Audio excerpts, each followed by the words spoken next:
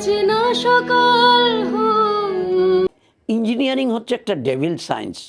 Devil science এই জন্য আমি বলি, যিনি সকল সাবজেক্টে সমান দক্ষতায় কাজ করতে পারেন তিনি একজন সফল ইঞ্জিনিয়ার। উদাসী বিকেল সুপ্রিয় দর্শক শ্রোতা,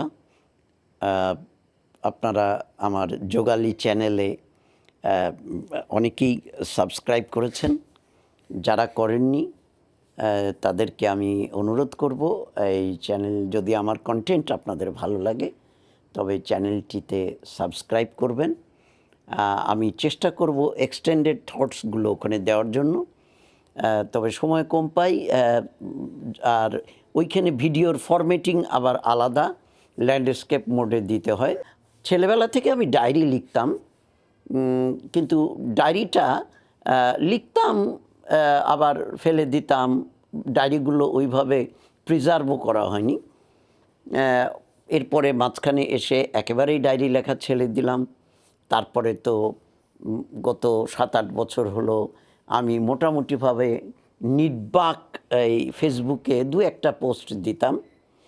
এখন অনেক পোস্ট দেই, কেননা মাথায় অনেক আইডিয়া থাকে আর ভাবি যে এইটা আমার সংরক্ষণের প্রয়োজন, বা এটা একটা ওয়াইডার অডিয়েন্সের সাথে শেয়ার করা প্রয়োজন। যদি আপনি টাইমটাকে এফেক্টিভলি ইউজ করতে পারেন তাহলে কোনো কাজেই আপনার সময়ের কোনো ঘাটতি হবে না।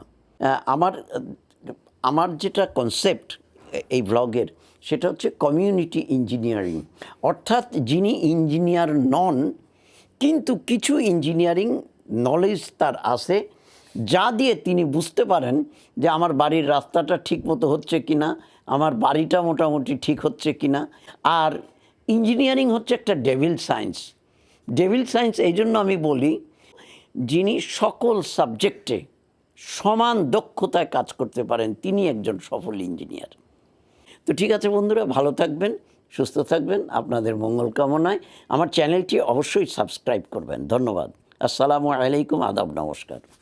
বারে বারে মনে হয় অরিজিৎ সিং, শ্রেয়া ঘোষাল, এদের গান আমার খুব ভালো লাগে। অতি সম্প্রতি রুবি পল নামে একটা মেয়ে, সে ফেসবুকেই গায়, খুব সুন্দর লাগে তার গানটা। জেনে শুনে যাই ছোট্ট ছোট্ট কথার মধ্যে কত সহজ সরল অনুভূতিগুলো লুকিয়ে থাকে। এটাই বোধহয় সাহিত্য, অল্প কথায় সব কিছুর বিকাশ।